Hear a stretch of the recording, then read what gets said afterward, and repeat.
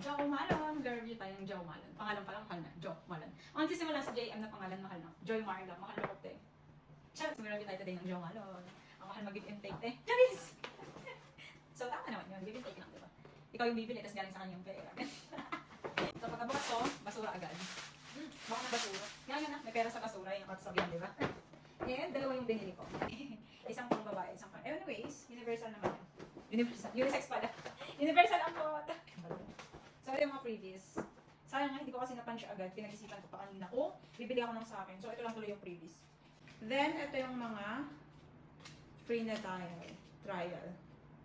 Natin itong ano. Tuberose Angelica. Pagandahin na lang ang pronunciation. Habang siya. Alam mo yung mga naglalako ng mga ano, bulaklak sa kalsada. Sampagita, kaamoy na. Ito yung Poppy and Barley, kaamoy daw siya ni Scarlett pa yun. Kung naintindihan mo kanina. Ito amoy tita na galing Dubai. Flowery smell. For me ha. Next is Nectarine Blossom and Honey.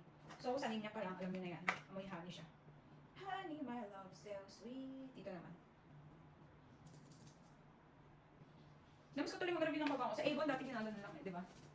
Di ba ginagano sa Avon? Mga nanay na nag-Avon dyan before. Bango talaga nito guys. Itong Nectarine and Blossom. Super bango. Amoy siyang 18 years old na galing sa private school. Private school. Yun yung amoy niya. Mga nag-aral before ng mga private. Ganyan yung mga amoy nila. So, ito na ang mga napili kong pabango. Number 1. Tidididing. Ang Red Hibiscus. Babasahin na lang. Pangataka. Red Hibiscus. Super strong talaga nung amoy nito. Sobrang tapang. Kaya makipaglaban yan. Hindi sobrang...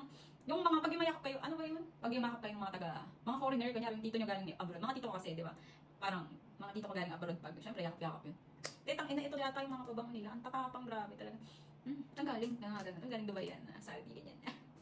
Hindi ko alam, in terms sa mga pabango, talaga nga naman mga perfume ko before, mga bench, ganun lang. Parang nakalugluwag, siya kate, parang imposible pag may sugar daddy. Nakaraan, di ba? Minayday ko yun eh, nabasag yung pabango ko, kaya tinaltang ko na. minsan lang ako magpabango ganito. Ang bango talaga ng Red Hibiscus. Mga ganun yung amoy niya, mga naglalakad sa mga BGs, mga ganun. Ang bango nito. Siyempre nakalugluwag, siya kate, walang imposible pag may sugar daddy.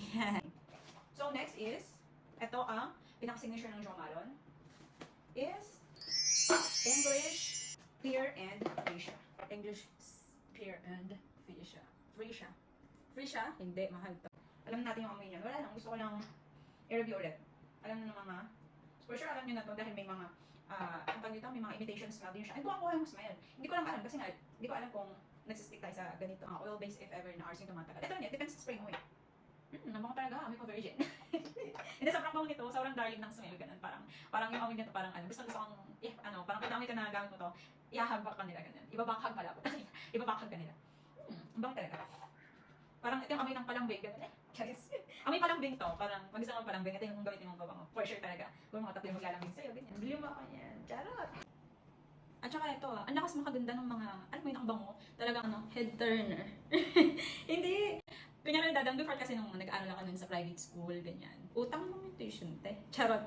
Nag-aaral kami nun sa private school, tapos mga tulisim, sobrang babango ng mga tulisim sa school namin before. Then, hindi ko alam kung ano mga pabango nila. Siyempre, baka mga ganito yung mga long lasting, ganyan, branded and signature. Pero iba pa rin talaga yung quality nito, kasi before, mga pabango ko, amin ko naman mga 100, ganyan, 60.